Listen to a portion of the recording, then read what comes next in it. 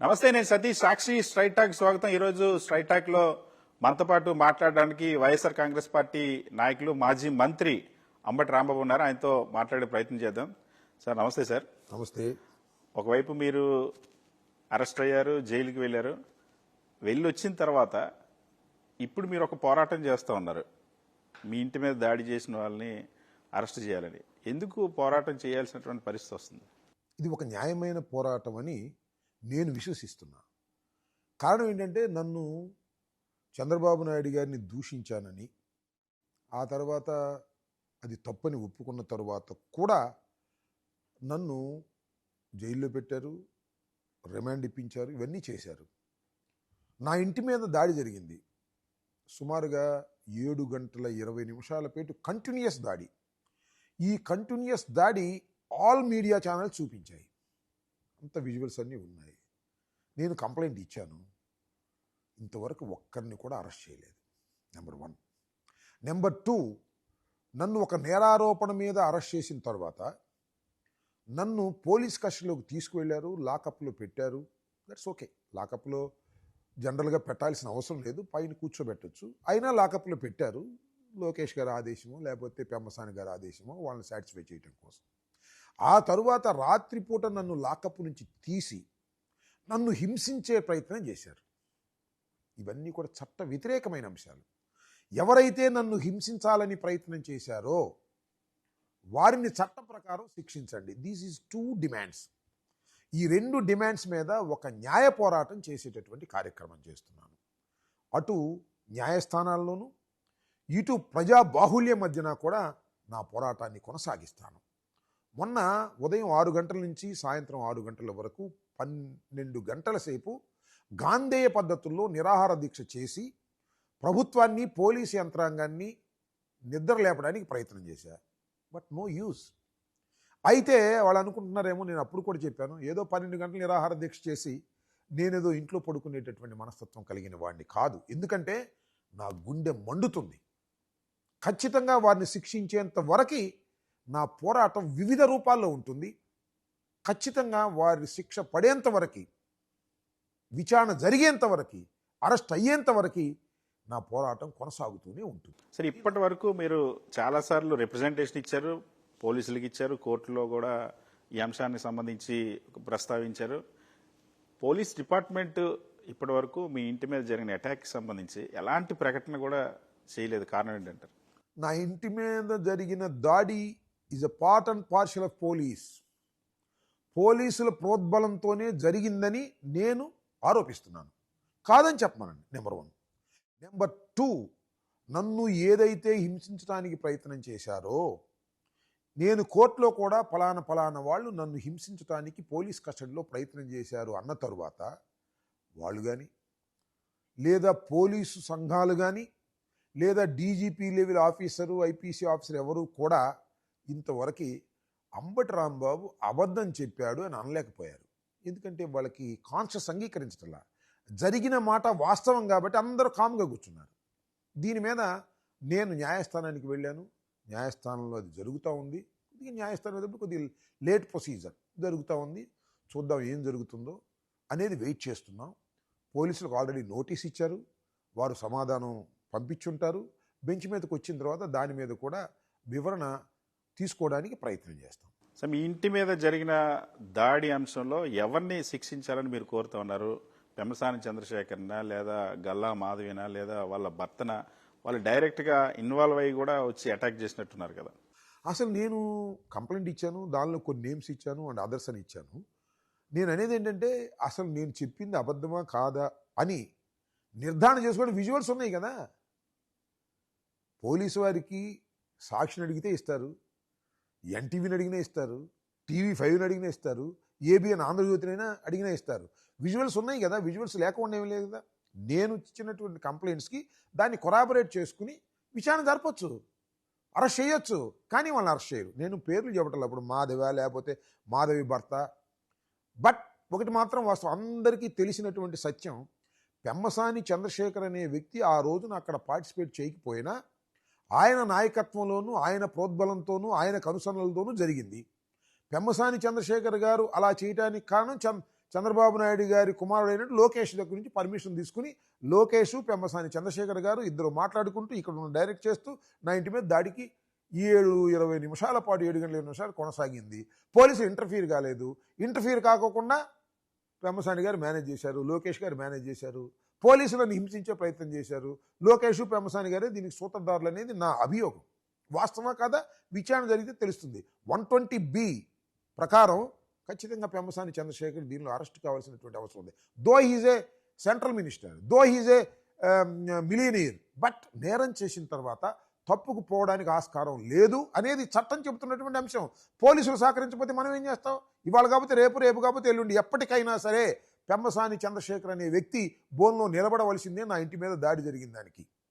Sir, ఇవాళ మీ మీద attack చేసిన వాళ్ళు, మీ ఇంటి మీద ఆ రోజు అటాక్ చేసిన తెలుగుదేశం పార్టీ నాయకులందరికీ కూడా వరుసగా పదవులు ఇస్తున్నారంట, ప్రమోషన్లు ఇస్తున్నారంట, నిజమేనా? అదే మరి నాకు చూస్తున్నది అట్లా కనిపిస్తుంది. నా ఇంటి మీద దాడి చేసిన వాళ్ళు అందరికీ పదవులు ఇచ్చారు. ఎప్పుడు ఇచ్చారు? దాడి తర్వాత ఇచ్చారు.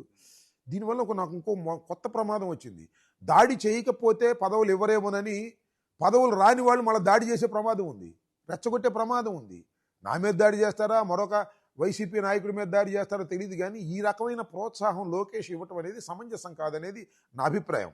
నా మీద ఎవరైతే నా ఇంటి మీద దాడి చేశారో వాళ్ళందరికీ 1, 2, 3, 4 అట్లా పదవులు ఇచ్చుకుంటూ వస్తున్నారు. అంటే దాడి వెనుక పదవులు ఇస్తున్నారు. దాడి వెనుక ఎవరైతే పదవులు ఇస్తున్నారో వారి హస్తం కూడా ఉందని చెప్పడానికి ఇది ఒక ఉదాహరణ. మీ ఇంటికి సంబంధించినటువంటి అటాక్లో మీరు పదే పదే పోలీసుల మీద కూడా, పోలీసు అధికారుల మీద కూడా ఆరోపణలు చేస్తున్నారు. పోలీసులకు ఏం సంబంధం ఉంది ఇందులో? నేను ఆరోపణ చేస్తున్నట్టు నేను చేస్తున్నటువంటి ఆరోపణలో లాజిక్ ఉందా లేదా, వాస్తవం ఉందా లేదా ఆలోచించమని అంటున్నా. ఎవరైతే ప్రజానీకాన్ని ఆలోచించమని చెబుతున్నా. 7 గంటల 20 నిమిషాల పాటు దాడి జరుగుతూ ఉంటే, కంటిన్యూస్గా దాడి జరుగుతూ ఉంటే, what is the rule of the police?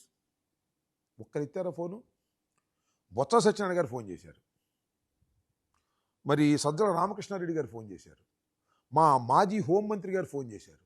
Phone చేయటమే కాదు, మా మాజీ హోంమంత్రి సుచరిత గారు ఇంకా కొంతమంది నాయకులు కలిసి ఎస్పీ ఆఫీస్కి వెళ్ళారు. ఎస్పీ ఆఫీస్ లేకపోతే ఎస్పీ క్యాంప్ ఆఫీస్కి వెళ్ళారు. గేటు దగ్గర నుంచున్నారు, గేటు కొట్టారు, లేరన్నారు, తెరవలేదు. ఏంటిది అంటే పోలీస్ ఇంటెన్షనల్గా అవాయిడ్ చేసింది సర్కమ్స్టాన్సెస్ని. ఇది చాలా దారుణమైనటువంటి అంశం. బహుశా భారతదేశ చరిత్రలో ఎక్కడ జరిగి ఉండదు. ఏదో 10 నిమిషాలు కళ్ళు మూసుకోవచ్చు తప్ప 7 గంటల 20 నిమిషాల పాటు పోలీసులు ఇన్యాక్షన్లో ఉన్నారు. నన్ను అరెస్ట్ చేశారు, అరెస్ట్ చేసి తీసుకెళ్ళిన తర్వాత అయినా సరే నా ఇంటికాడ ఉన్నటువంటి మోకలను చెదరగొట్టాలి కదా. నా ఇల్లు తగలేయడానికి ప్రయత్నం చేశారు, నన్ను అరెస్ట్ చేసిన తర్వాత కారులు తగిలేశారు. ఏంటిది? ఇది ధర్మమేనా? ఇది పోలీసింగ్ ఉందా లేదా? ఇది ఒక చట్టబద్ధమైనటువంటి సమాజమేనా? పోలీసులు కొల్యూడైపోతే ఏం చేయాలి? ఒక మర్డర్ చేసేవాడితో పోలీసులు కొల్యూడైపోయారు అనుకోండి, ఒక క్రైమ్ చేసేవాడితో పోలీసులు కొల్యూడైపోయారు, ఇంక సమాజం ఎట్టా బతుకుతుంది అంటున్నా. ఆ రోజు నన్ను ఏం చేసినా దిక్కులేని పరిస్థితి కదా. ఏదో పోలీసులు అరెస్ట్ చేసి తీసుకెళ్లారు, కానీ నన్ను చంపేసినా కూడా దిక్కులేనటువంటి పరిస్థితి. నా భార్య పిల్లలను చంపేసినా కూడా దిక్కులేనటువంటి పరిస్థితి. నా 2 ఇళ్ళు అంటే నా ఆఫీసు, నా ఇల్లు దహనం చేయడానికి ప్రయత్నం చేశారు. ఇది చిన్న విషయమా? ఈ చిన్న విషయాన్ని కనీసమైనటువంటి కేసు రిజిస్టర్ చేసి అరెస్ట్ చేయకోకుండా, కోర్టులో ప్రొడ్యూస్ చేయకోకుండా వదిలేశారంటే ఈ అరాచకాన్ని సహిస్తూ ఊరుకోవాలా?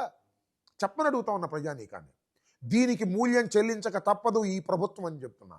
ఈ పోలీసులు కూడా మూల్యం చెల్లించక తప్పదు. ఇప్పటికైనా కళ్ళు తెరిచి నేను ఇచ్చినటువంటి కంప్లైంట్ మీద సెక్షన్స్ ఆల్టర్ చేసి వాళ్ళని అరెస్ట్ చేసి కోర్టులో ప్రొడ్యూస్ చేస్తే కొంతైనా న్యాయం జరిగిందనేటువంటి భావన కలుగుతుంది. అలా కాదు, ఇలాగే మొండిగా వ్యవహరిస్తామంటే చాలా ప్రమాదంలో ప్రజాస్వామ్యం ఉందని ప్రజలు గ్రహిస్తారు.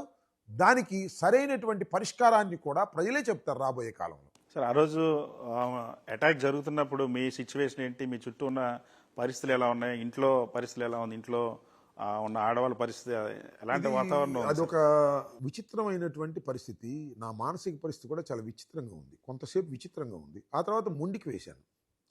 నా ఇంట్లో నా భార్య పిల్లలు కూడా తలుపులు పగలగొట్టి ఇప్పుడు వచ్చేస్తారో లోపలికి, మా పరిస్థితి ఏంటి అనేటువంటి భావనతో పైన నా బెడ్రూమ్లోకి వెళ్ళిపోయారు. నా పిల్లలు, నా మనవలు అందరూ వెళ్ళిపోయి బెడ్రూమ్లో కూడా వచ్చేస్తారేమోనని చివరికి బాత్రూంలో దాక్కోవాల్సిన పరిస్థితి వచ్చింది.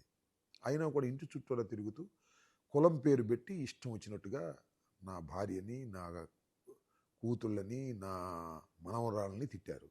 అది ఒకవైపున జరుగుతూ ఉంది. రెండో వైపున నా మీదకు వచ్చేటటువంటి ప్రయత్నం చేశారు. పగలగొడుతున్నారు, పెట్రోల్ బాంబులు వేస్తున్నారు. పోలీసు సమక్షంలో ఇవన్నీ కూడా ఏ క్షణంలో అయినా సరే నా మీదకు వచ్చేసి చంపేస్తారేమో అనేటువంటి భావన కలుగుతూ ఉంది. కానీ అదృష్టవశాత్తు వాళ్ళు రాలేదు.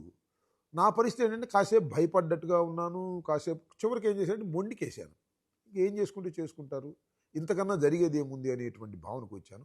చంపేసినా చచ్చిపోదామనేటువంటి పరిస్థితికి వచ్చాను. సరే 10-20 నిమిషాలకి ఆ డిఎస్పీ గారు వచ్చారు. సార్ మిమ్మల్ని అరెస్ట్ చేస్తున్నామన్నారు. చిత్రం అది. ఒక పక్కన దాడి జరుగుతుంటే దాడిని నివారించుకోకుండా నేనేదో చంద్రబాబు నాయుడు గారిని ఆ రోజు ఉదయం 12 గంటలకు దూషించాననే ఉద్దేశంతో కేసు రిజిస్టర్ చేసి నన్ను అరెస్ట్ చేసి తీసుకెళ్లారు. చూసే వాళ్ళకందరికీ ఏమనిపించిందంటే నా బంధువులు కానీ, నా మిత్రులు కానీ, నా పొలిటికల్ పార్టీకి చెందిన కార్యకర్తలకు కానీ అంబటి రాంబాబును చంపేస్తారేమోనని ఉత్కంఠతో చూస్తున్నటువంటి వారు రాంబాబుని అరెస్ట్ చేశారు. పోనీలే, రాంబాబు నీకు సెల్లో వేసేస్తారు, పోలీస్ కస్టడీలోకి వెళ్ళిపోయారు, రాంబాబు నీకు చంపర్లే అనేటువంటి ధైర్యం. పోనీ పోలీస్ కస్టడీలోకి వెళ్ళినా పోలీసు వాళ్ళు చేసినటువంటి విచిత్రమైనటువంటి విన్యాసాలు, చట్ట వ్యతిరేకమైన విన్యాసాలు తర్వాత నేను ప్రజలకు చెప్పాను, కోర్టులో కూడా చెప్పాను. సో ఒక రకమైన విచిత్రమైన పరిస్థితి. చచ్చిపోతానేమోననేటువంటి భావన, చచ్చిపోయినా ఇంక చేయగలిగింది ఏముంది, ఆప్షన్ లేదనేటువంటి భావన, ఒక మొండి ధైర్యంతో నేను ముందుకు సాగవలసిన అనివార్యమైన పరిస్థితులు ఏర్పడ్డాయి.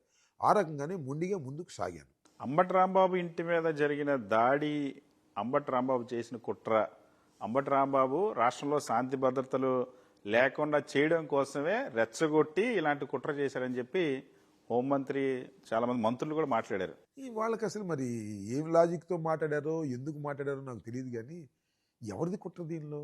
నాదేం కుట్ర ఉంటుంది? నా ఇంటి మీద దాడి జరుగుతుంటే నేను తెలుగుదేశం వాళ్ళని ఆహ్వానించి కొట్టించుకున్నానా? లేదా పోలీసులు ఇన్యాక్షన్లో ఉండమని నేను కోరానా?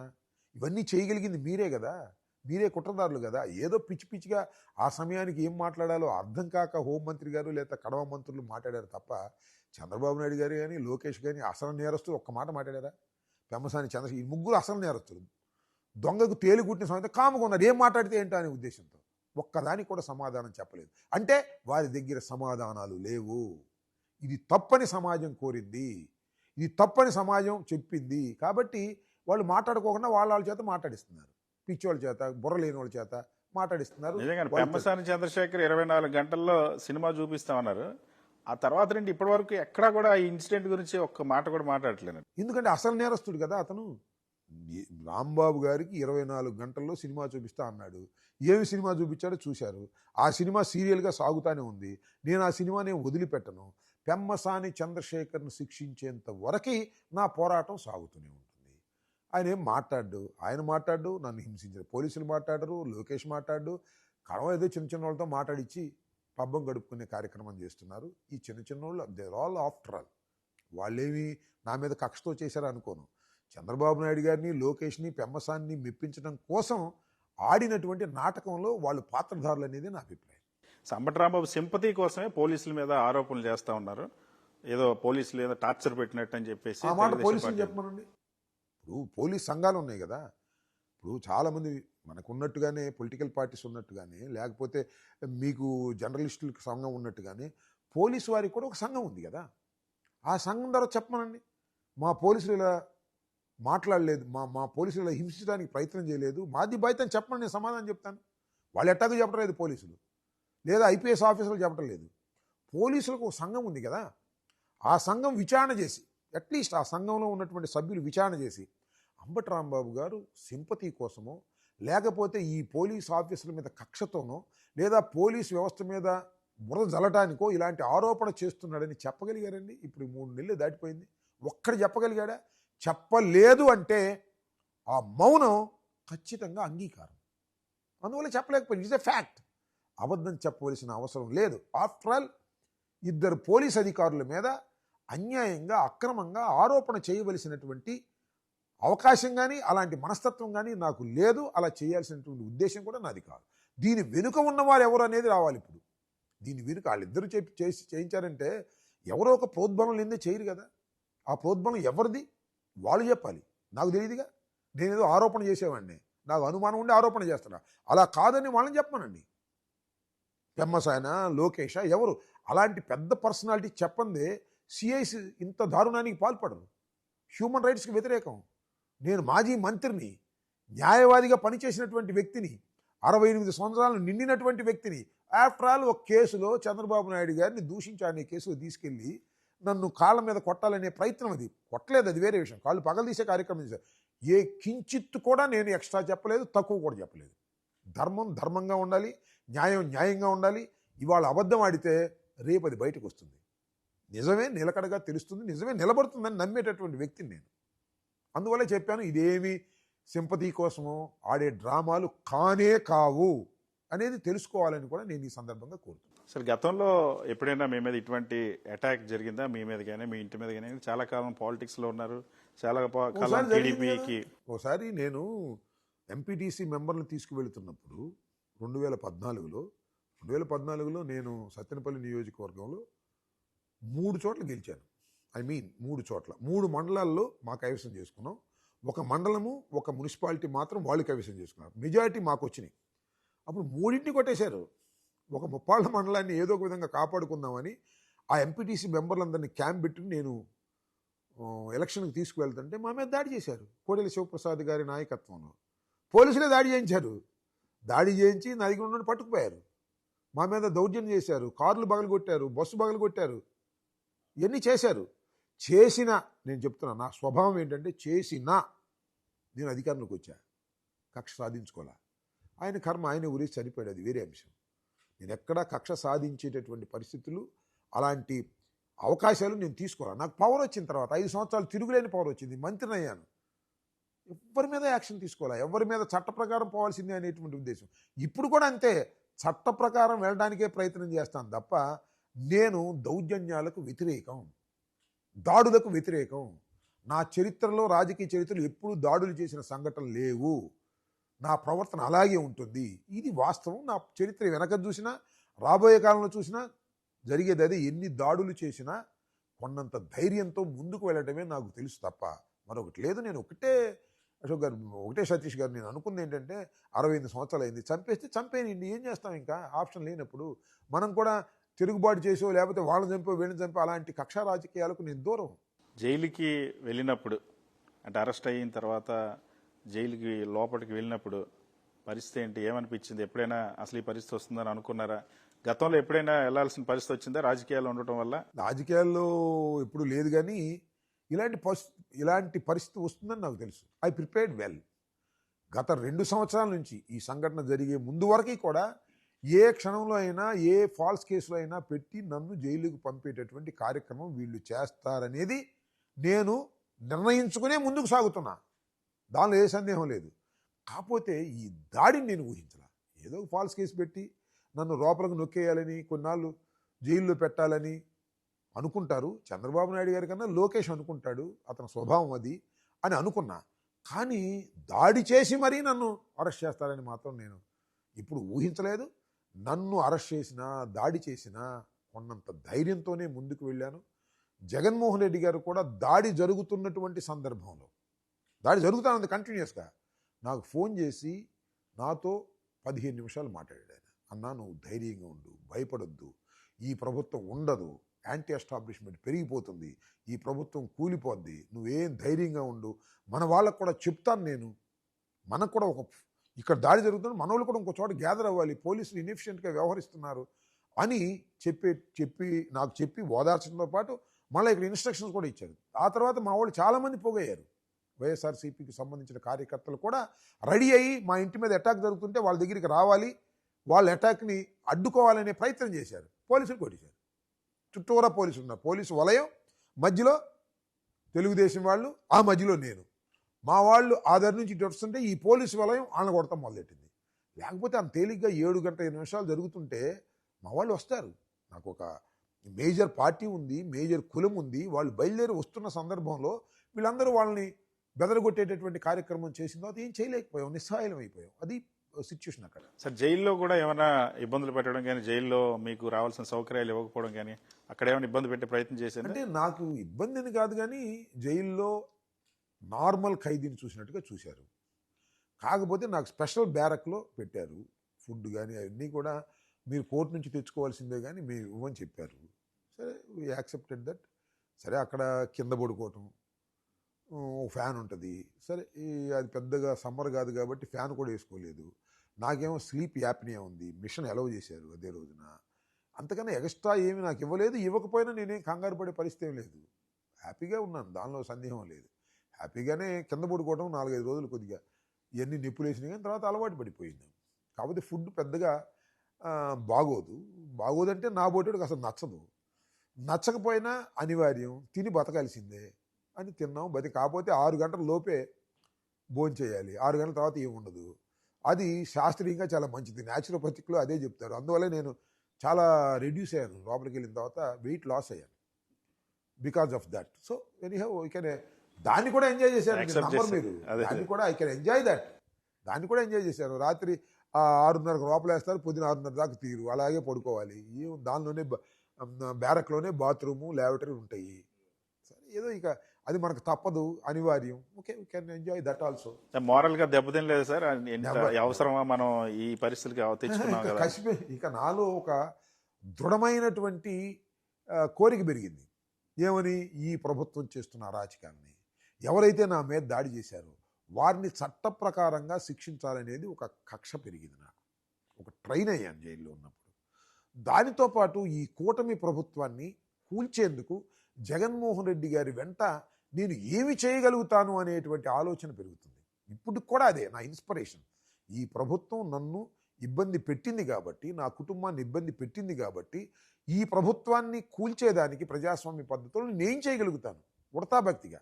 జగన్మోహన్ రెడ్డి గారి వెంట ఏం చేయగలుగుతాను అనేది ఒక బలమైనటువంటి కోరికగా నేను ఇవాళ ప్రయత్నం చేస్తున్నాను. వారితో పాటు నడుస్తాను. ఈ ప్రభుత్వం 100కి 100 పాళ్ళు ఎప్పుడు ఎన్నికలు జరిగితే అప్పుడు కూలిపోద్ది. దానిలో ఏ విధమైన సందేహం లేదు.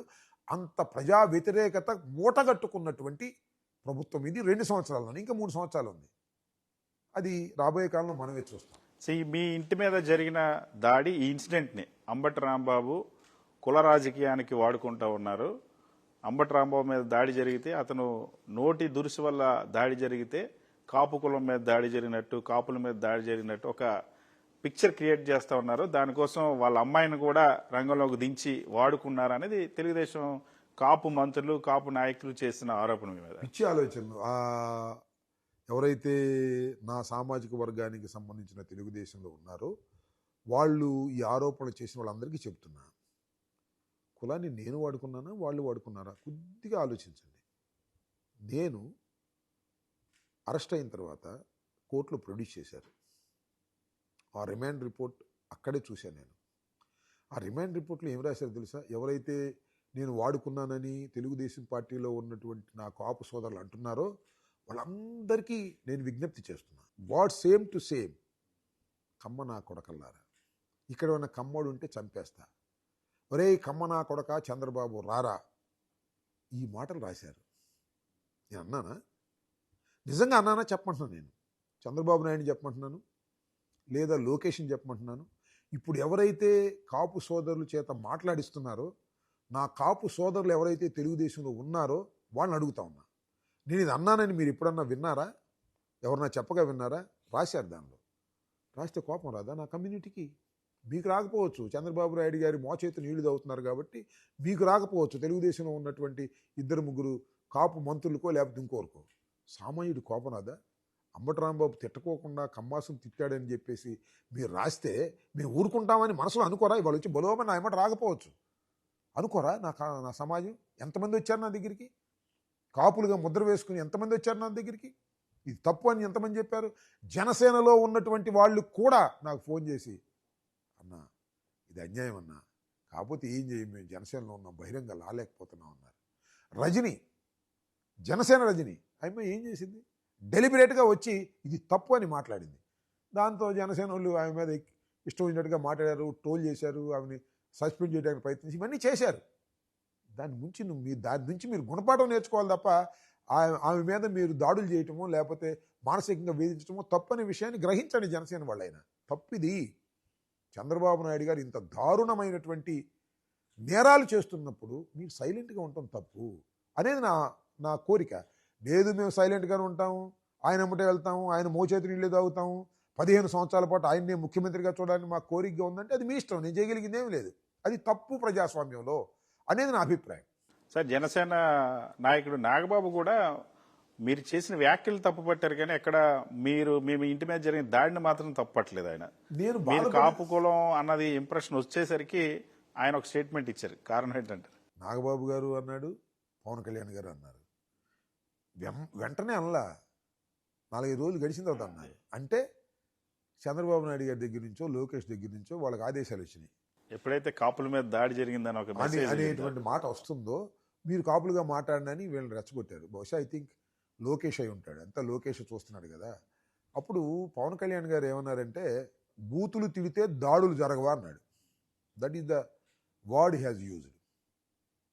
మరి మన నాగబాబు గారు ఏమన్నారంటే ముఖ్యమంత్రిని తిడితే ముద్దు పెట్టుకుంటారా కొట్టగా అన్నాడు, జైల్లో పెట్టగా అన్నాడు. What is this? నేను చాలా సందర్భాల్లో చెప్పా, బూతులు తిడితే దాడులు చేసే సంస్కృతి ఉంటే మరి పవన్ కళ్యాణ్ గారు ఎంత బూతులు తిట్టాడు. ఎమ్మెల్యే నా కొడకలారా, తెలుగుదేశం అది వైఎస్ఆర్సీపీ ఎమ్మెల్యే నా కొడకలారా అని తిట్టాడే. మరి దాడి చేశామా? దాడి ఎవరన్నా చేశారా? ఏంటిది నాకు అర్థం కాలేదు. దాడులు చేస్తే కేసులు పెట్టండి, సారీ బూతులు తిట్టాను అనుకుంటే కేసులు పెట్టండి, దాడులు చేస్తారా? బూతులు తిట్టినోడి మీదల్లా దాడులు చేయటం మొదలెడితే పోలీసు ఎందుకు, కోర్టులు ఎందుకు, కేసులు ఎందుకు? ఆలోచించాలి కదా కనీసం.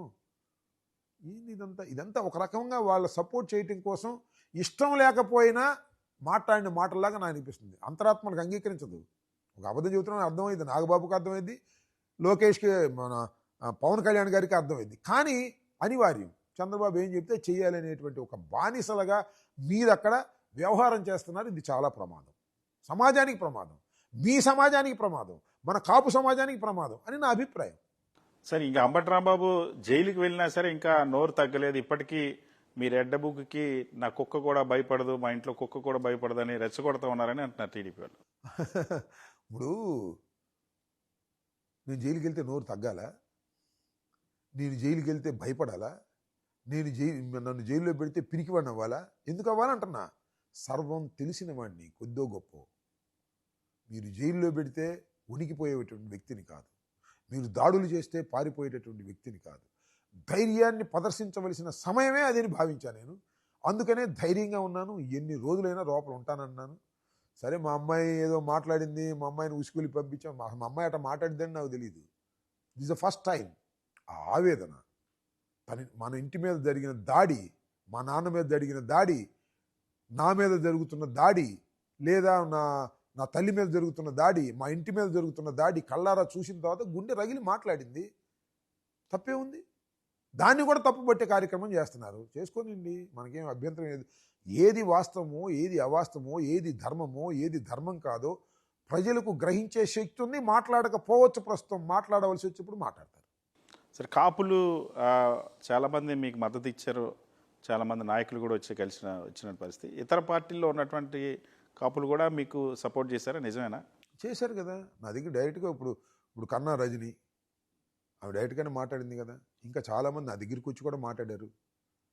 కాపుల్లో ఉన్నవాళ్ళు, జనసేన ఫౌండర్స్గా ఉన్నవాళ్ళు వచ్చి కలిసి మాట్లాడారు. వాళ్ళు కావాల్సింది వాళ్ళు సానుభూతి తెలిపేటటువంటి కార్యక్రమం, ఇది అన్యాయం అనేటువంటి కార్యక్రమం చేశారు. జరుగుతూ ఉంటుంది ఇలాంటి. ఎక్కడా కూడా సార్ ఒక వాస్తవాన్ని గమనించాల్సింది అంటే, పార్టీ స్ట్రక్చర్లో ఉన్నప్పటికీ కూడా వాళ్ళకి ఒక మనసు ఉంటుంది కదా.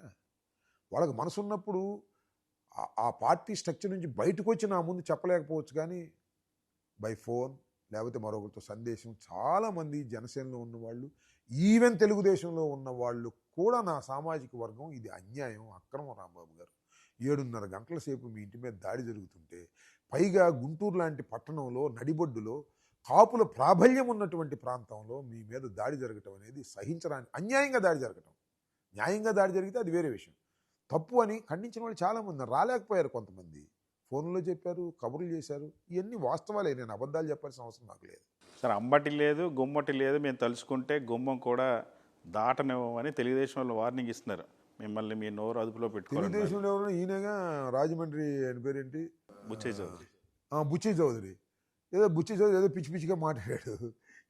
ఏంది, బుచ్చయ్య చౌదరి లాంటి సీనియర్లు కూడా అంత పిచ్చితనంగా మాట్లాడతారని నేను అనుకోను. అంబట్లేదు, గుమ్మట్లేదు, మేము తలుచుకుంటే గడప దాటనేము, అదేగా చేసింది మొన్న.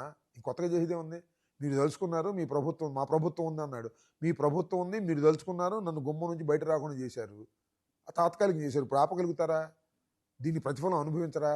నీదేం పోయింది బుచ్చి చౌదరి, నీదో నువ్వు పోతావు. చంద్రబాబు లోకేష్ వాళ్ళకి చాలా ఆశలు ఉన్నాయి ఈ రాష్ట్రం మీద ఏదో కావాలని, వాళ్ళు పోతారు. నీ సొమ్ము నా సొమ్ము ఏం పోయింది, వాళ్ళకి పెడుతున్నావు నువ్వు. ఆయన బుచ్చి చౌదరి ఎందుకు మాట్లాడో తెలియదు, వయసు మీరే ఉన్న పిచ్చి చౌదరిలాగా తయారయ్యాడేమో నాకు అనిపిస్తూ ఉంది. ఏదో ఇష్టమైనట్టు మాట్లాడాడు ఆయన, తప్పది, అది మంచి పద్ధతి కాదు. పైగా వయసులో పెద్దవాడు, చాలా పెద్దవాడు అతను. ఆయన ఇంత పిచ్చి పిచ్చిగా మాట్లాడుతుంటే ఏం చెప్తాం మనం? సార్, కాపు సామాజిక వర్గంకి మేము మేలు చేస్తా ఉన్నాం, మీరు ఎంత రెచ్చగొట్టినా కాపుల్ని కూటమి ప్రభుత్వం నుండి దూరం చేయలేరని తెలుగుదేశం పార్టీ నాయకులు అన్నీ వాళ్ళ నమ్మకాలు. కూటమి ప్రభుత్వం నుంచి కాపుల్ని దూరం చేయలేరు అనేది వాళ్ళ నమ్మకాలు. నిజంగా కాపులు ఈ 2.5 సంవత్సరాల్లో చాలా ఆలోచించుకుంటున్నారు. రాబోయే 3 సంవత్సరాల్లో కూడా చాలా ఆలోచించుకుంటారు. చంద్రబాబు నాయుడు గారికి ఓటేసి అధికారంలోకి తీసుకొచ్చిన తర్వాత మా సామాజిక వర్గానికి ఏం చేశాడు అనే దాని మీద చర్చ జరుగుతుంది. ఇవాళ చర్చ జరుగుతుంది, ఇంకా జరుగుతుంది. ఇంకా 3 సంవత్సరాల పాటు ఈ రాష్ట్రంలో తెలుగుదేశం పార్టీ అధికారంలో ఉండేటువంటి అవకాశం ఉంది. పవన్ కళ్యాణ్ గారిని ఒక్కళ్ళని చూపించి కాపు మొత్తాన్ని జేబులు వేసుకోవాలనుకోవడం చాలా తప్పు. దానికి కూడా కాపులు కొంత చెయ్యాలి. జగన్మోహన్ రెడ్డి గారికైనా మెరుగ్గా కాపుల్ని చూసుకున్నారు ఈ సామాజిక వర్గాన్ని అనేటువంటి భావన కలగాల. అంతేగాని ఒక పవన్ కళ్యాణ్ గారికి ఉప ముఖ్యమంత్రి ఇచ్చి ఆయనకి ఏ రకమైన పవర్స్ లేకోకుండా ఉప ముఖ్యమంత్రి అనుకోవడం తప్ప ఏం చేయగలుగుతున్నాడు ఆయన? ఎవరు సహాయం చేయగలుగుతున్నాడు? చేయలేకపోతున్నాడు కదా. He has no share in the power. పవర్లో షేర్ ఉంది లోకేష్కి. లోకేష్ నెక్స్ట్ నుంచి నెక్కబోతున్నాడు అని అంటున్నారు. ఆయనే ముఖ్యమంత్రిగా ప్రమాణ స్వీకారం చేయబోతున్నాడు అంటున్నారు. మరి ఆయన ముఖ్యమంత్రిగా ప్రమాణ స్వీకారం చేస్తే మరి మన పవన్ కళ్యాణ్ గారు ఏం చేయాలి నాకు అర్థం కాల. అది వాళ్ళ ఇష్టం అనుకోండి, ఏం చేస్తారు ఏం చేయరో we will wait and see. ఇవాళ అసలు లోకేష్ను మళ్ళీ ముఖ్యమంత్రి చేస్తారా చేయరా అనే డౌట్ వచ్చేసింది. ఎందుకంటే అక్కడ స్టాలిన్ ఓడిపోవడానికి కారణం వాళ్ళ కుమారుడు యొక్క ప్రతిభేనని, ఇక్కడ కూడా ఈ కుమారుడు అంతకన్నా ఎక్కువ ప్రతిభ చూపిస్తున్నాడు. చివరికి తండ్రి ఓడిపోతాడా, కొడుకు ఓడిపోతారా, లేక ఇద్దరు ఓడిపోతారా 3 సంవత్సరాల తర్వాత మనం చూస్తాం. సార్, తమిళనాడు రిజల్ట్ గురించి బాగా ఆంధ్రప్రదేశ్లో పొలిటికల్ సర్కిల్స్లో కానీ సోషల్ మీడియాలో కానీ బాగా చర్చ జరుగుతుంది. మీరు ఒక ట్వీట్ చేశారు. ఎస్, 3 లైన్లు 3 పార్టీలను ఉద్దేశించినట్టు ఉన్నాయి. ఏంటి ఆ ట్వీట్? ఆ రిజల్ట్ ఏపీకి ఎలా సూట్ అవుతుంది?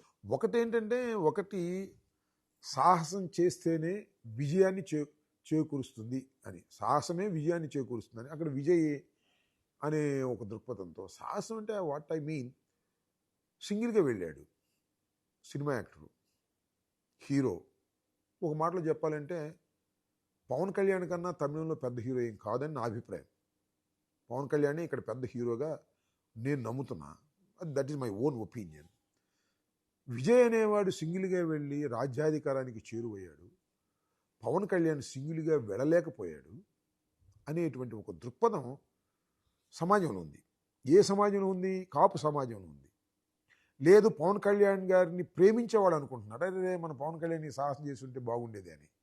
చేశాడు కదా ఒకసారి, ఏమీ రాలేదు కదా అనుకుంటున్నారు. ఎందుకు చేశాడు, ఎప్పుడు చేశాడంటే స్టార్టింగ్లో చేయలే ఆయన. ఒకసారి మద్దతు ఇచ్చాడు, రెండోసారి మళ్ళీ డివైడ్ అయ్యాడు, మళ్ళీ మూడోసారి మద్దతు ఇచ్చాడు. రేపు ఏం చేస్తాడో తెలియదు, రేపు ఏం చేయలే, వాళ్ళతో పాటే ఉంటాడు. సో నీకు ఒక స్పెషల్ ఐడెంటిటీ తెచ్చుకోవాలనే ప్రయత్నమే నీకు లేకపోవటం దురదృష్టం. విజయ్లాగా సాహసం చేసి ఉంటే నువ్వు ఒక లెవెల్లో ఉండేవాడివి అనేది అందరి అభిప్రాయం, నా అభిప్రాయం కూడా. అది చిరంజీవి గారు, పవన్ కళ్యాణ్ గారు ఒక పద్ధతి ప్రకారం వ్యవహరించి ఉన్నట్లయితే అన్నదమ్ముల్లో ఎవరొకరు ఈ రాష్ట్రానికి ముఖ్యమంత్రి అవడానికి అవకాశం వచ్చేది. ఇవాళ కాబట్టి రేపు కాబట్టి ఇంతకు ముందు కానీ అలాంటి అవకాశమే తీసుకోవడానికి ప్రయత్నం చేయలేదు మీరు. ఇది చాలా దురదృష్టం. కాపు సామాజిక వర్గానికి ఏముంది, రెడ్లు చేశారయ్యా, కమ్మవారు చేశారు, వైశ్యులు కూడా చేశారు, వెలమలు చేశారు, ఎస్సీ చేశారు. కాపులు ఇంత సామాజిక వర్గం ఉండి, అందులోనూ ఆంధ్రప్రదేశ్ విడిపోయిన తర్వాత కాపు సామాజిక వర్గం, కాపు, తెలగ, బలిజ ఇక్కడే చాలా ఎక్కువ. మనం ఇంత ఉన్నా కూడా మనం ముఖ్యమంత్రి కాలేకపోతున్నాము, ఇది పవన్ కళ్యాణ్ వల్ల అవుతుంది అనేటువంటి ఒక భ్రమపడ్డారు. అలాంటి పవన్ కళ్యాణ్ గారు ఏమంటాడు, 15 సంవత్సరాల పాటు చంద్రబాబు నాయుడే ముఖ్యమంత్రిగా ఉంటే బాగుంటుంది అన్న తర్వాత ఇది నేను ఎందుకు ప్రేమించాలి, ఏ కోరిక మీద ప్రేమించాలి, నీ సినిమాలు బాగున్నాయని ప్రేమించాలి, అవి కూడా బాగోట్లేదు కదా ఇప్పుడు. ఇది పరిస్థితి. కాకపోతే ఏంటంటే అలాంటి గట్స్ లేవు వీళ్ళ దగ్గర అనేది అందరూ అర్థం చేసుకోవాలి. పైగా ఇంకొక మాటలో నేను చెబితే జన సైనికుడికి లేదా మరొకరికి కోపం వస్తుంది, కానీ అసలు ఈ don't know the politics. Pawan Kalyan అనే ఒక మహానటుడికి రాజకీయాల గురించి తెలియదు, కనీసం తెలుసుకోలేకపోతున్నాడు. ఇప్పుడో పార్టీ పెట్టి ఇంత జర్నీ చేసినా కూడా అసలు రాజకీయాలు ఎలా చెయ్యాలి ఏమిటి అనేది కూడా నేర్చుకోలేకపోతున్నాడు. దురదృష్టం. ఇది చాలా ప్రమాదకరం ప్రజాస్వామ్యానికి. అసలు నేనుగా నిలబడాలి, ఒక పార్టీగా ఉండాలి, అవసరమైతే నేను ముఖ్యమంత్రి కావాలని కోరిక లేనప్పుడు అసలు నీ అంటే ఎందుకు ఉండాలి అంటున్నా నేను.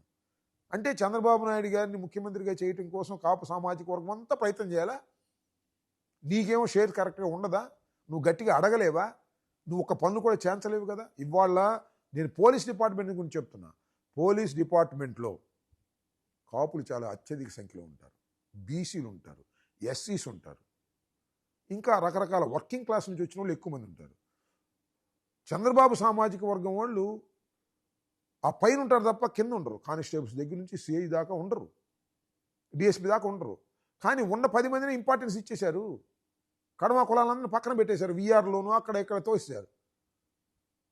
అంత భయంకరంగా కులతత్వంగా చంద్రబాబు నాయుడు గారు వ్యవహరిస్తున్నప్పుడు వాటిని అడ్డుకోలేకపోయావే నువ్వు అనేది ఇక్కడ కాపు సామాజిక వర్గంలో ఉన్నటువంటి అఫీషియల్స్ అనుకుంటున్నటువంటి అంశం, ముఖ్యంగా పోలీస్ డిపార్ట్మెంట్లో అనుకున్నటువంటి అంశం. వాళ్ళ సరైనటువంటి ప్రాధాన్యత లేదు పోలీసు డిపార్ట్మెంట్లో కాపులకు కానీ, ఎస్సీలకు కానీ, బీసీలకు కానీ. వాళ్ళే ఎక్కువ ప్రిఫరెన్స్, కీ పోస్టులన్నీ వాళ్ళే తీసుకుంటున్నారు. ఇది నేనంటున్న మాట కాదు, సర్వత్రా వినిపిస్తున్నటువంటి మాట. నేను మీ ముందు చెప్పగలుగుతాను, వాళ్ళు చెప్పలేరు డిపార్ట్మెంట్లో ఉన్నవాళ్ళు. అంటే గవర్నమెంట్లో ఈ పోస్టింగ్లో కానీ, ఆఫీసర్స్ రిక్రూట్మెంట్లో కానీ, ఏ జిల్లాల్లో ఇంపార్టెంట్ పోస్ట్ అన్నింటిలో కూడా క్యాస్ట్ ఈక్వేషన్ చూస్ చేస్తున్నారా సార్?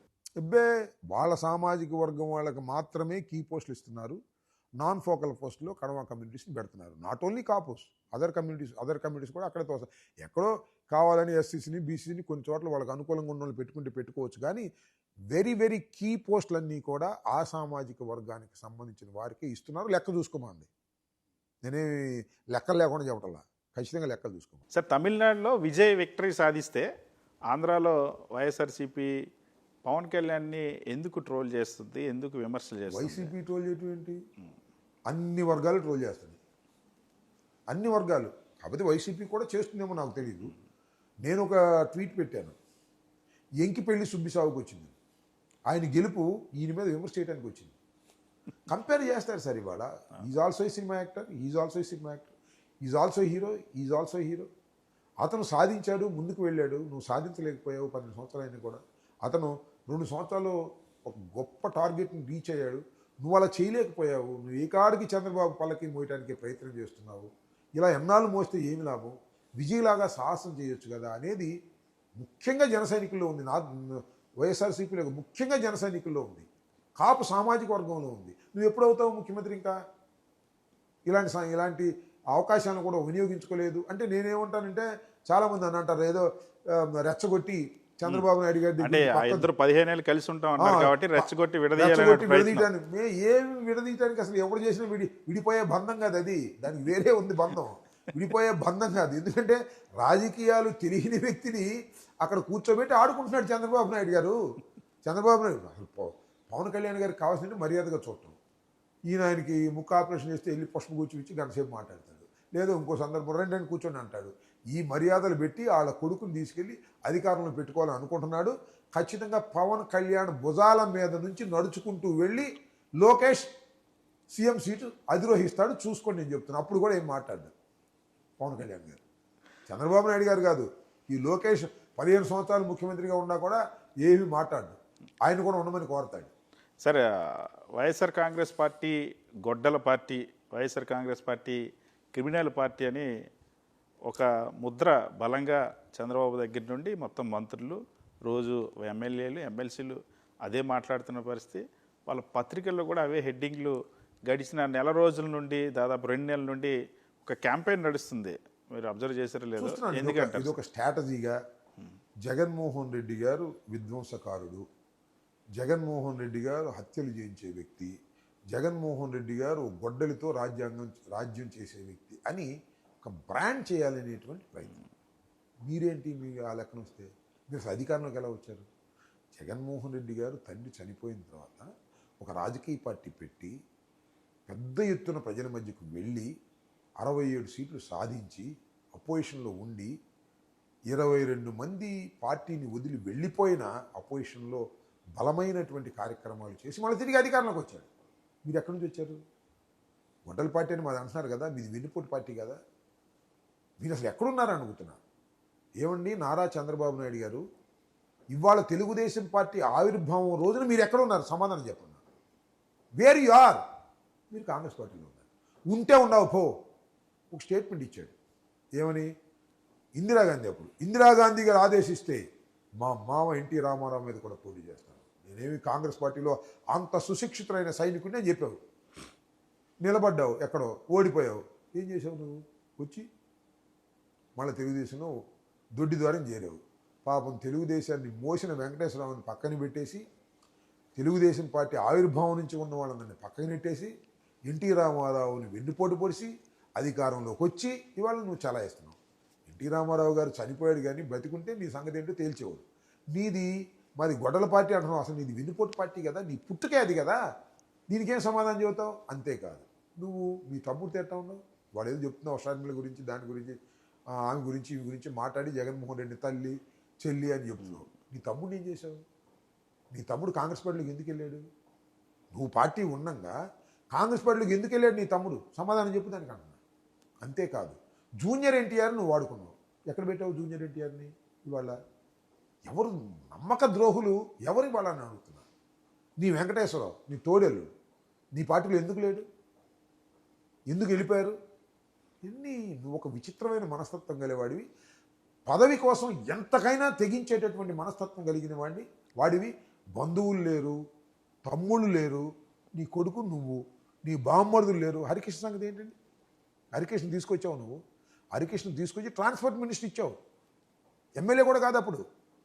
ఎన్టీ రామారావు గారి మీద ఈయన చేసిన దాడికి తట్టుకోవడం కోసం ప్రజల్లో రియాక్షన్ రాకోకుండా హరికృష్ణ తీసుకొచ్చి ట్రాన్స్పోర్ట్ మినిస్టర్ పెట్టావు.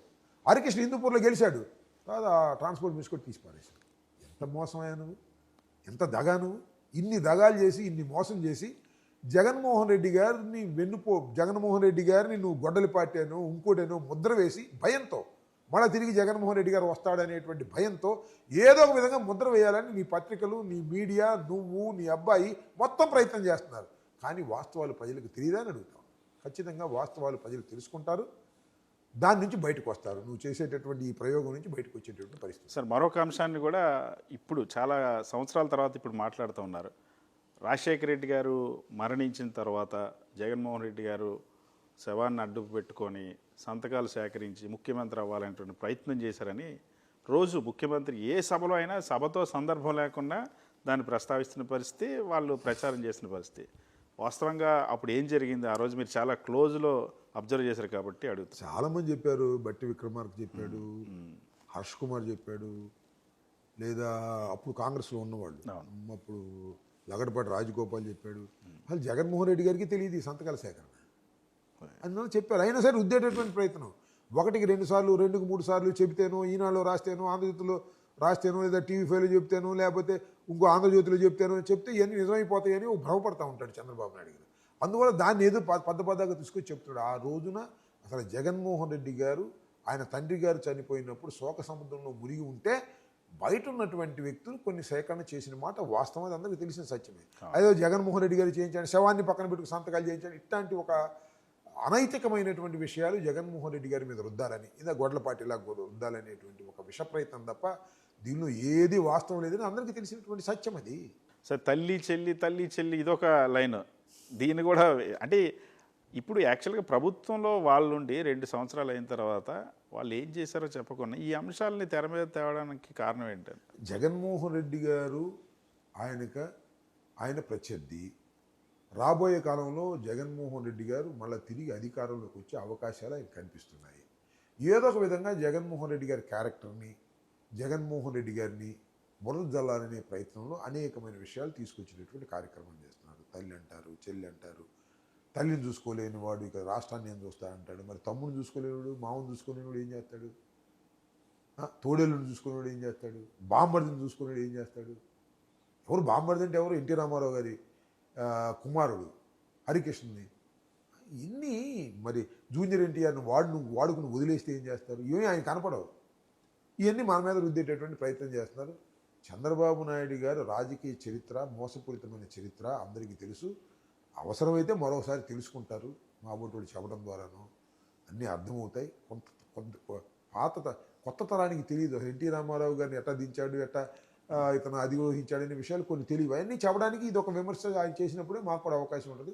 అది కూడా చెప్తాం సామాన్య ప్రజానీకానికి, కొత్త తరం వారికి, యువకులకి అందరికీ కూడా చెప్పేటటువంటి ప్రయత్నం చేసి ఆయన నిజ స్వరూపాన్ని ఎండగట్టడానికి ప్రయత్నం చేస్తాం. సార్, ఎన్టీఆర్ స్థాపించినటువంటి తెలుగుదేశం పార్టీకి ఇప్పుడు కొత్త వారసుడిగా కూడా మళ్ళీ నారా కుటుంబం నుండి వచ్చాడు. నారా లోకేష్ ఇప్పుడు వర్కింగ్ ప్రెసిడెంట్ అయ్యారు, ఫ్యూచర్లో ప్రెసిడెంట్ అవుతారని. ఎన్టీఆర్ ఫ్యామిలీని ఇంకా నెక్స్ట్ జనరేషన్లో కూడా పక్కన పెట్టడానికి అంటారు. అంతే కదా. ఇప్పుడు మీరు ఒకటి గుర్తుపెట్టుకోండి, జూనియర్ ఎన్టీఆర్ని రాజశేఖర రెడ్డి గారి ప్రభంజనం అద్భుతంగా ఉన్న రోజుల్లో అతన్ని వాడుకోవడానికి ప్రయత్నం చేశాడు. తర్వాత ఏం చేశాడు? పాపం యాక్సిడెంట్ కూడా అయింది జూనియర్ ఎన్టీఆర్కి. చాలా రోజు బెడ్ మీద కూడా ఉన్నాడు. చాలా మేజర్ యాక్సిడెంట్, బెడ్ మీద కూడా ఉన్నాడు. చాలా అపాయం నుంచి తప్పించుకున్నాడు. అతన్ని వాళ్ళు ఏం చేశాడు చెప్పండి? తన కొడుకు కోసమే కదా. జూనియర్ ఎన్టీఆర్ రంగంలోకి వచ్చి తినమ్మడి తిరిగితే ఎన్టీ రామారావు గారు పోలికలు ఉన్నాయి, కాస్తో కోస్తో తెలివిగలవాడు, చక్కగా మాట్లాడగలడు కాబట్టి కొడుకు రాజకీయానికి అడ్డం వస్తాడనేటువంటి ఉద్దేశంతో తొక్కే కార్యక్రమం చేశారు. మామూలుగా తొక్కల, సినిమాలు కూడా చూడొద్దని చెప్పారు. ఇందుకోసం తన కొడుకుని సమర్థుడిగా చూపించుకోవడం కోసం, తన కొడుకుని ఈ రాష్ట్రానికి ముఖ్యమంత్రిగా చేయటం కోసం పడుతున్నటువంటి తాపత్రయం. దానిలో జూనియర్ ఎన్టీఆర్ని వాడుకున్నాడు, ఇప్పుడు పవన్ కళ్యాణ్ని వాడుకుంటున్నాడు. పవన్ కళ్యాణ్ మత్తులో ఉన్నాడు. వాడుకున్న తర్వాత పవన్ కళ్యాణ్కి తెలుస్తుంది. ఇందాక చెప్పానే, పవన్ కళ్యాణ్ గారి భుజాల మీద నుంచి నడుచుకుంటూ వెళ్ళి ప్రమాణ స్వీకారం చేస్తాడు లోకేష్ ఈ 3 సంవత్సరాల్లోనే. ఇది అప్పటికైనా బుద్ధి వస్తే వచ్చినట్టు, లేకపోతే లేదు. మనం చేయగలిగింది ఏముంది? సార్, రాష్ట్రంలో అప్పుల మీద కూడా చర్చ జరుగుతుంది. చంద్రబాబు ఇప్పటికే మీ హయాంలో జరిగిన అప్పుల గురించి మాట్లాడుతున్నాడు. ఇది చాలా వైపు చాలా ఇంట్రెస్టింగ్ సబ్జెక్ట్. 3.62 జగన్మోహన్ రెడ్డి గారు అప్పులు చేస్తున్నప్పుడు వాళ్ళు మాట్లాడిన డైలాగులు మామూలు డైలాగులు కాదు. అప్పు చేసి పప్పు కూడా ఏంటి, అప్పులు చేస్తే రాష్ట్రం ఏమైపోద్ది, ఇప్పుడు శ్రీలంకను చూశారు కదా ఎంత దౌర్భాగ్యంగా తయారైందో అని చెప్పారు. 5 సంవత్సరాల్లో చేసిన అప్పుల కన్నా చంద్రబాబు నాయుడు గారు ఈ 2 సంవత్సరాల్లో చేసిన అప్పులు ఎక్కువైపోయినాయి. ఏంటి దారుణం? మేము చేస్తేనేమో దాన్ని ఒక రకంగా విమర్శిస్తారు.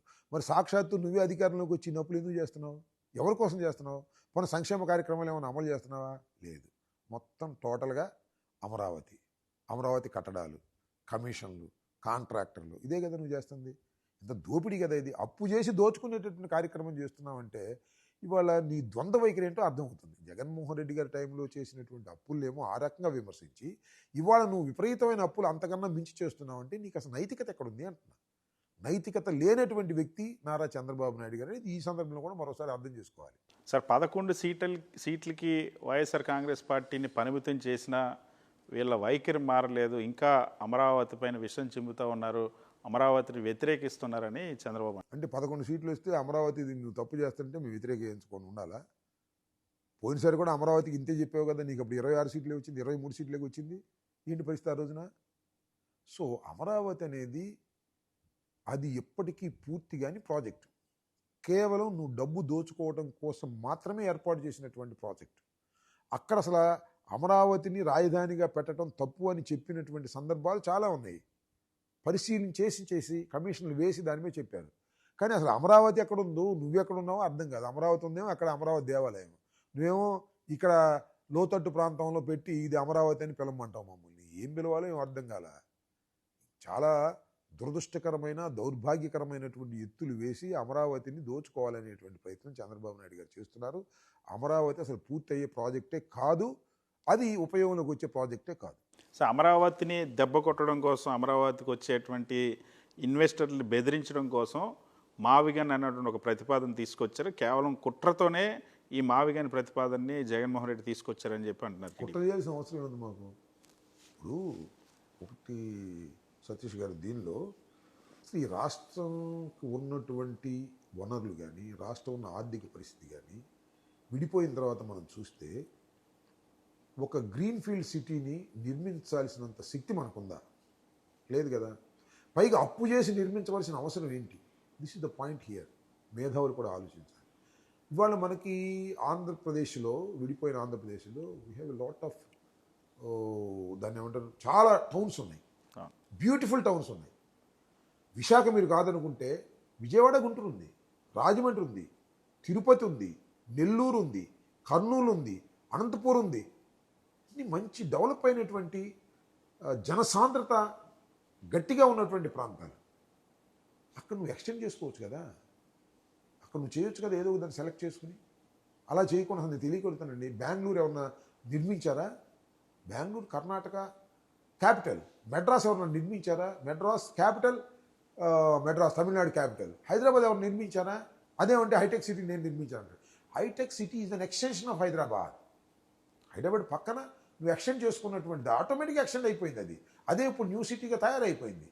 అలా నువ్వు ఏదో ఒక పట్టణాన్ని సెలెక్ట్ చేసుకోవాల్సిన నువ్వు తీసుకెళ్ళి అమరావతిని ఈ హైవేకి దూరంగా ఎక్కడో 1,00,000 ఎకరాలని తీసుకుని దానిలో ఏదో గందరగోళాలు చేస్తూ ఉంటే దీనికి ప్రజలు సొమ్మును అక్కడ ఖర్చు పెట్టాలా, అప్పులు చేసి ఖర్చు పెట్టాలా? ఏమిటి దుర్మార్గం? నాకు అర్థం కాలేదు. పైగా లోతట్టు ప్రాంతం, నీరు నిలిచేటటువంటి ప్రాంతం, వర్షం వస్తే అవుట్. నదిలోకి నీళ్లు ఆటోమేటిక్గా వెళ్ళిపోవాలి కదా వాగుల నుంచి, ఇది వెళ్ళదు. అక్కడికి వచ్చి స్టాగ్నెట్ అయిపోతుంది గుంటలాగా. ఇది తెలిసి కూడా నువ్వు అమరావతి పెట్టావంటే ఏంటి అర్థం? నాకు అర్థం కాలేదు. సో ఇది చాలా తెలివి తక్కువ పని. తెలివి తక్కువ పని మళ్ళీ వాళ్ళ కోపం వస్తాము. చంద్రబాబు నాయుడు తెలివిగలేట అవుతాడు. ఆయన ఈనాడు ఆంధ్రజ్యోతి ఆయన అద్భుతం అమోఘం అని చెబుతున్నాడు కదా. 100% అతను తెలివి తక్కువ పని, అవగాహన రాహిత్యం, వేల కోట్ల రూపాయలు దండుకోవాలనేటువంటి కుట్రతోనే అమరావతి ప్రాజెక్టును బయటికి తీసుకొచ్చారు. అది పూర్తయ్యేటటువంటి ప్రాజెక్ట్ కాదు ఇవాళ, కాకపోతే రేపైనా ప్రజలకు తెలుస్తుంది. సో అమరావతికి ఇంకా 2వ విడత ల్యాండ్ పూలింగ్ చేస్తూ ఉన్నారు, 3వ విడత కూడా ల్యాండ్ పూలింగ్ చేస్తారంట. ఎయిర్పోర్ట్ కట్టడం కోసం, పెద్ద పెద్ద రైల్వే స్టేషన్ కట్టడం కోసం. రైతులు ఎలా ఉంటున్నారు సార్? రైతులు ఇరుక్కుపోయారు. ఏం చేస్తాం? రైతులు నా భూమి ఇచ్చాము, ఏమనుకోవాలి మనకి? అమరావతి బాగా పెరగాలి, నా భూమిలో విలువ రావాలి అనుకుంటాడు కదా. ఆ దశలో ఉండరు. అదే నోరి మాట్లాడలేరు. కానీ మొట్టమొదటి దెబ్బతినిపోయేది రైతులే. రైతులు అన్యాయం అయిపోతున్నారు. ఏంటి 1,00,000 ఎకరాలు మొదటి విడత, 2వ విడత, 3వ విడత? ఏంది ఇది? ఇంత అవసరమా ఆంధ్రప్రదేశ్కి? ఆంధ్రప్రదేశ్ అసలే ఇబ్బందుల్లో, ఆర్థిక ఇబ్బందులు ఉన్న ఆంధ్రప్రదేశ్కి ఇంత అవసరమా? ఇంత అప్పులు అవసరమా? ఇంత రైతులు దానం చేయవలసిన అవసరం ఉందా? కాకపోతే రైతులు ఇరుక్కుపోయారు కాబట్టి రైతులు అటే ఉంటారు. అటు ఉండాలి కూడా. రైతులకు న్యాయం జరగాలని కూడా మేము కోరుకుంటాం. సార్, జగన్మోహన్ రెడ్డి గారు తెచ్చిన మావిగన్ అన్న పేరేంటి? డిక్షనరీలో ఎక్కడైనా ఉందా అని ట్రోల్ చేస్తూ ఉన్నారు చంద్రబాబు దగ్గర ఉంటుందా? సిబిఎన్ అంటే డిక్షనరీలో ఉంటుందా? ఏదో పిచ్చి మాటలు, పిచ్చికి మాట్లాడుతున్నా అనగానే దాంతో కన్ఫ్యూజ్ అయిపోయి ఏదో మాట్లాడుతున్నాడు. మావిగన్ ఆయన చాలా చాలా స్పష్టంగా చెప్పాడు కదా. మావిగన్ డిక్షనరీలో ఉంటుందా? ఎందుకుంటుంది డిక్షనరీలో మావిగన్ అనేది? ఇప్పుడు కొడితే యూట్యూబ్లో కొడితే వస్తుంది మావిగన్ గురించి. జగన్మోహన్ రెడ్డి గారు ప్రపోజ్ చేసి. ఇంకో విషయం, మావిగన్ కాకపోతే ఇంకోటి పెట్టుకోమని కూడా చెప్పాడు కదా జగన్మోహన్ రెడ్డి. ఆయన ప్రపోజల్ ఇది. మచిలీపట్నం, విజయవాడ, గుంటూరు ఈ కాంబినేషన్ పెట్టు, లేదు నాకు నచ్చకపోతే మీ ఇష్టమైన పేరు పెట్టుకొని దిస్ ఇస్ ద కరెక్ట్ అని చెప్పాడు. దాన్ని మావిగన్ అని ట్రోల్ చేశారు కొంతకాలం. చివరికి అది రివర్స్ అయింది. నువ్వు ట్రోల్ అవుతున్నావు ఇవాళ. నీ అమరావతి పూర్తయ్యే ప్రాజెక్ట్ కాదని ఇప్పుడు కాదు ఎప్పుడో చెప్పాము. దాన్ని చెడగొట్టడానికి చెప్పాల్సిన అవసరం ఏముంది? నువ్వు ఈ మావిగన్లోకి వచ్చి దాని పేరు మార్చుకుని నువ్వు ఏదైనా చెయ్యి, సంతోషం. లేకపోతే లోకేష్ బాబు కారిడార్ అని పెట్టుకోను, ఎవడు కాదన్నాడు? నీ చేతిలో అధికారం ఉంది కదా, పెట్టు. అంతేగాని మావిగన్ మీద ఇరుసుకుపట్టం ఎందుకు నాకు అర్థం కాలేదు. It is a good proposal. ఇది రాష్ట్రానికి భారం లేని ప్రపోజల్. ఆల్రెడీ అక్కడ అన్ని ఇన్ఫ్రాస్ట్రక్చర్లు ఉన్నాయి. ఎయిర్పోర్ట్ ఉంది, సీపోర్ట్ ఉంది, హాస్పిటల్స్ ఉన్నాయి, కాలేజెస్ ఉన్నాయి. ఇక్కడ కాలేజీ కడతా అంట, హాస్పిటల్ కడతా అంట, ఎయిర్పోర్ట్ కడతా అంటే ఎందుకు అని ఆల్రెడీ ఉన్న ప్రదేశం చూసుకుంటే సరిపోతుంది కదా. కొద్దిగా ఎక్స్టెండ్ చేస్తే అద్భుతమైనటువంటి నగరం. నేను మాట చెప్తున్నా, చంద్రబాబు నాయుడు గారు తెలివితేటలు ఉన్నట్టయితే విజయవాడ, గుంటూరు మధ్యలో నువ్వు కట్టి ఉన్నట్టయితే ఈ పాటికి విజయవాడలో బయలుదేరి గుంటూరు వెళ్తుంటే బాంబే నగరం కన్నా అద్భుతంగా ఉండేది. సరే నువ్వు వచ్చి పప్పులో కాలేసావు. ఆ తర్వాత మేము మూడు రాజధానులు అన్నావు. ఆ 3 రాజధానులు నువ్వు చేయనీయలేదు. చేస్తే మరో రకంగా ఉండేది. మళ్ళీ ఇప్పుడేమో మళ్ళీ అమరావతి అని చెప్పి అక్కడికి వెళ్తున్నావు.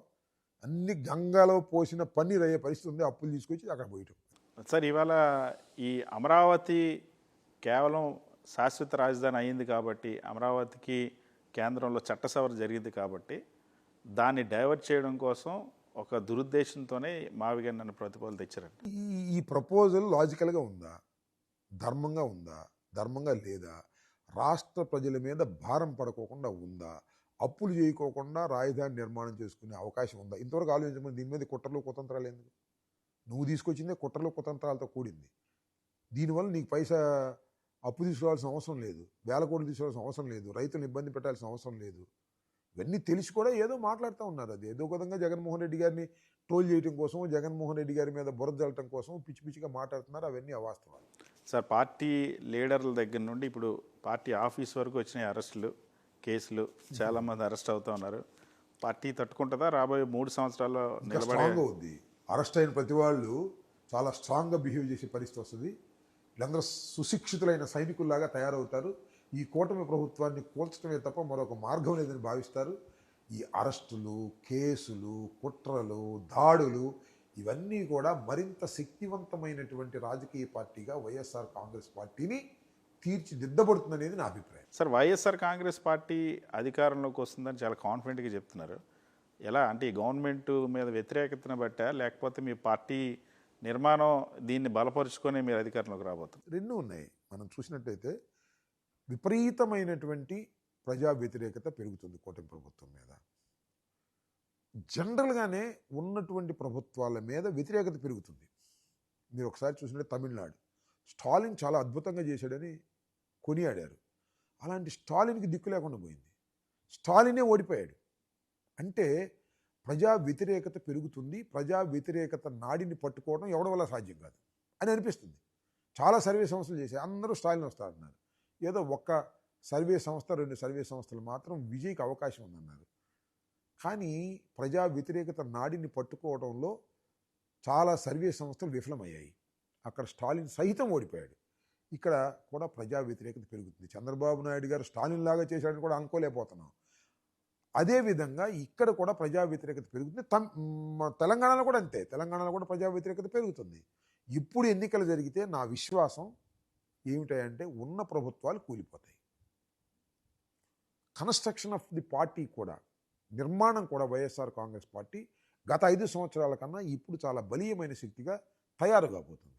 సో ఆటోమేటిక్గా వీళ్ళు come in to the power. మేము పవర్లోకి వస్తామని అందరూ నమ్ముతున్నారు. చివరికి చంద్రబాబు, లోకేష్ కూడా నమ్ముతున్నారు. మొన్న తమిళనాడు ఎన్నికల తర్వాత బాపది బయటపడరు, అంతే తేడా. సార్, తెలుగుదేశం పార్టీ మంత్రులు, ఎమ్మెల్యేలు వాళ్ళ పనితీరు, వాళ్ళ బిహేవియర్, ప్రజల్లో వాళ్ళ మీద ఎలాంటి చర్చ ఉందనుకోండి? చంద్రబాబు నాయుడు గారి స్టేట్మెంట్లు చూస్తేనే అర్థమైంది కదా. ఎమ్మెల్యేలకు వార్నింగ్లు ఇవ్వటం, ఇలా చేస్తే కుదరదంటాం, చాలా ఉన్నాయి. వాళ్ళ పేర్లు చెప్పడం నాకు మంచిది కాదు, కానీ చెప్పాలని అనుకోవట్లేదు. కానీ చాలామంది ఎమ్మెల్యేలు తిరుగుబాటు చేసి ఇష్టం వచ్చినట్టు మాట్లాడుతున్నారు. కరప్ట్ చేసి వాళ్ళు అట్లా సిన్సియర్గా వాళ్ళు మాట్లాడుతుంటే కరప్ట్ చేసేవాడు మాత్రం సర్దుకుంటున్నాడు. లోకేష్కి భయం చేయడం, బ్యాగులు సర్దుకోవటం, ఇలా చేస్తున్నారు కాన్స్టిట్యున్సీలో. అంతేగాని కాన్స్టిట్యున్సీ దాటి కరప్ట్ చేయాలంటే లైసెన్స్ లేవు. ఒక లోకేష్కి లైసెన్స్ ఉంది. లోకేషే చేస్తాడు బ్యాగులు. కాకపోతే నియోజకవర్గంలో ఏమైనా తంటాలు పడుతుంటే వాళ్ళకి ఛాన్స్ ఇచ్చి. అంటే లోకేష్ ఎందుకు సార్ మీరు బాగా టార్గెట్ చేసినట్టున్నారు? లోకేష్ అంత పవర్ సెంటర్గా మారారా లేదా? 100% పవర్ సెంటరే కదా. అసలు చంద్రబాబుది ఏముంది? చంద్రబాబుది ఏమి లేదు. మీరు చూశారు లేదో, వర్మని సస్పెండ్ చేస్తే చంద్రబాబు పేరు చెప్పలా. లోకేష్ గారు నేను కలుసుకున్నాను, లోకేష్ గారు నన్ను తప్పుకోమన్నాడు, ఆయన మాట ప్రకారం వెళ్తాను అని చెప్పాడు. సో నేనేదంటే లోకేష్ మొత్తం అంతా చూస్తున్న లోకేషే ట్రైన్ అవుతున్నాడు ముఖ్యమంత్రిగా. ఒక లీడర్గా ఎమర్జ్ కావడానికి చంద్రబాబు నాయుడు గారు అవకాశం ఇస్తున్నాడు. అదే వాళ్ళకి ప్రమాదం తెచ్చిపెడుతుంది అనేది నా అభిప్రాయం. చూద్దాం what will happen in future.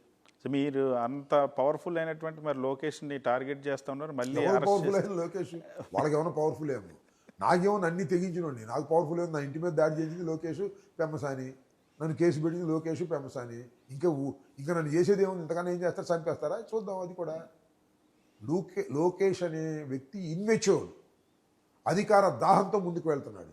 Red book అంటాడు, ఏదేదో మాట్లాడతాడు, ఇష్టం లేనిగా మాట్లాడుతున్నాడు.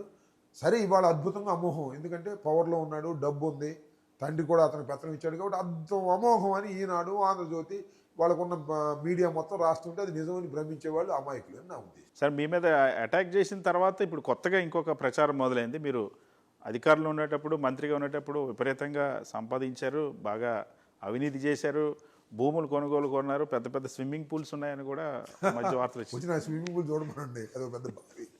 సో ఇవన్నీ తప్పుడు ప్రచారాలు. అలాంటి సతీష్, అలాంటి అవకాశం ఉంటే ఈ పిచ్చి కేసులు పెట్టి 18 రోజులు ఎందుకు పెడతాను నన్ను? ఇంకా పెద్ద స్కాములు సృష్టించి, ఇంత దొరికితే చాలు స్కాములు సృష్టించి నన్ను 15 మాసాలు, 20 మాసాలు, 2 సంవత్సరాలు, సంవత్సరం జైల్లో పెట్టే కార్యక్రమం చేస్తారు. నిజంగా అవన్నీ ఉంటే కనీసమైన ఆధారాలు, అంటే ఇప్పుడు చాలా మంది మీద పెట్టారు కదా, ఏమీ లేకపోయినా పెట్టారు. నా మీద కూడా ఏమీ లేకుండా పెడితే నేను అటాక్ చేసే విధానం వేరుగా ఉంటుంది. ఆధారాలు లేవు, ఏదో పిచ్చి మాటలు మాట్లాడుతుంది, కేసులు పెట్టుకోమని ఎవడు కాదన్నాడు? నేను కాదన్నా. సార్, మళ్ళీ మీ మీద కేసులు పెట్టినా, మళ్ళీ అరెస్ట్ చేసినా దేనికి భయపడరా? భయపడాల్సిన అవసరం ఉంది, అంతా అయిపోయింది కదా. ఇంకా జరగాల్సిన జరిగిపోయింది కదా. నాకు న్యాయస్థానాల మీద చాలా గౌరవం, విశ్వాసం ఉంది. బేసికల్గా నేను న్యాయశాస్త్రంలో పట్టభద్రుడు కాబట్టి కాస్త ఆలస్యం కావచ్చు తప్ప న్యాయస్థానాల్లో ఖచ్చితంగా న్యాయం జరుగుతుంది అనేది నాకు నమ్మకం ఉంది. ఆ నమ్మకంతోనే నేను ముందుకు వెళుతున్నాను.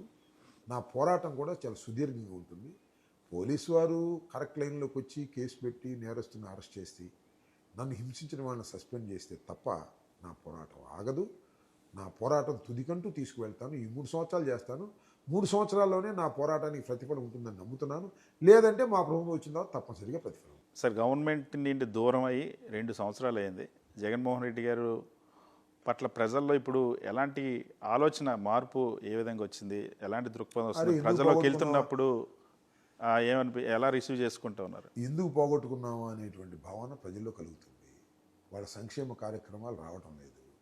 ప్రతి నెల 1వ తారీఖు వచ్చేటప్పటికి సంథింగ్ వాళ్ళ రిసీవ్ అయ్యేది. దాన్ని బట్టి ఖర్చు పెట్టుకునేవాళ్ళు, వాళ్ళకున్న ఇబ్బందులు తీర్చుకునేవాళ్ళు, మళ్ళీ ఆ మనీ రొటేట్ అయ్యేది. కానీ ఏమి అంతా స్టక్ అయిపోయింది. ఇవాళ మీరు చూస్తే విచిత్రమైంది, అమరావతిలో భూములు ఇల్లు లేకపోయింది. ఎక్కడా భూములు ఇల్లు లేవు, ఎక్కడా లేవు. రియల్ ఎస్టేట్ కథం. అపార్ట్మెంట్స్ కొనేవాళ్ళు లేడు. పెట్టుబడి పెట్టిన వాళ్ళందరూ బావురుమని ఏడుస్తున్నారు. ఏంటిది? ఆ చంద్రబాబు నాయుడు గారు వస్తే అమరావతిని ఆయన టేకప్ చేస్తాడు కాబట్టి ఈ ప్రాంతం అంతా అద్భుతంగా పెరిగిపోతుంది రియల్ ఎస్టేట్ అని పాపం రియల్ ఎస్టేట్ పీపుల్ అందరూ ఇన్వెస్ట్ చేశారు. ఇన్వెస్టేషన్ అంతా మోసపోయారు, దెబ్బతిన్నారు. రూపాయి పెడితే ₹1 కూడా రానటువంటి పరిస్థితి. ఎందుకు ఇది జరుగుతుంది? కారణం ఏంటి? ప్రజలకి డబ్బు లేకుండా ఎందుకు పోయింది? నీ విధానం. నీకు కావాల్సింది ఏంటి? కాంట్రాక్టర్ ఇవ్వటం, వాళ్ళకి ఏదో మల్టీ స్టోరీస్ బిల్డింగ్స్ కట్టడం, అసెంబ్లీ కట్టడం, వీళ్ళందరూ కట్టిన తర్వాత దానిలో నువ్వు పర్సంటేజ్ తీసుకోవటం, వెళ్ళిపోవటం. ఇదే కార్యక్రమం ఉన్నావు తప్ప రాష్ట్ర అభివృద్ధి కార్యక్రమాల్లో లేడు చంద్రబాబు నాయుడు గారు. ప్రజల్ని సక్రమంగా చూసుకోవాలనే భావన కూడా లేదు. సంక్షేమ కార్యక్రమాలు చిత్తశుద్ధితో అమలు చేయాలనే కార్యక్రమం కూడా లేదు. సార్, సెంట్రల్ గవర్నమెంట్ వాళ్ళకి సపోర్ట్ ఉంది, ఒకవైపు పవన్ కళ్యాణ్ సపోర్ట్ చేస్తూ ఉన్నారు, తెలుగుదేశం పార్టీకి బలమైన మీడియా ఉంది. వీటన్నిటినీ దాటుకొని జగన్మోహన్ రెడ్డి గారు ఫైట్ చేసి మళ్ళీ అధికారంలోకి రాగలుగుతారని అనుకుంటున్నారా? 100% వీ బిలీవ్ స్ట్రాంగ్లీ. ఎన్నున్నా ఒకసారి ప్రజా వ్యతిరేకత, యాంటీ ఇన్కంబెన్స్ స్టార్ట్ అయిన తర్వాత అది ఎంత మహావృక్షమైనా కూలిపోవాల్సిందే. అది కనపడదు మనకి. చాలా చూసాం కదా, కనపడదు. ఇందిరాగాంధీ ఓడిపోయింది సార్. ఎన్టీ రామారావు ఓడిపోయాడు ఒకనొక నియోజకవర్గంలో. చంద్రబాబు ఓడిపోయాడు. ఎన్టీ రామారావు కన్నా పెద్ద మగోడైనా కాదు కదా. ఎన్టీ రామారావు గారు లాంటి తోడే నియోజకవర్గంలో ఓడిపోయాడు తెలంగాణలో. అందువల్ల ఎంత పెద్ద ఎత్తున వాళ్ళు ప్రచారం చేసుకున్నా, ఎంతమంది కలిసినా కూడా టైం వచ్చినప్పుడు కుప్ప కూలిపోవాల్సిందే. ఇవాళ అనుకుంటున్నారు మేము బలంగా ఉన్నాము, పవన్ కళ్యాణ్ ఉన్నాడు, భారతీయ జనతా పార్టీ ఉంది, మేమందరం కట్టగట్టుకుని జగన్మోహన్ రెడ్డి గారిని వ్యతిరేకించి మళ్ళీ తిరిగి అధికారంలోకి వస్తామనేటువంటి భ్రమలో ఉండొచ్చు. కానీ ఈ కట్టగట్టుకు వచ్చినా కూడా కుప్ప కూలిపోతారు. ఆ టైం ఈజ్ కమింగ్. మనం చూస్తున్నాం కదా. Thank you so much sir. Thank you.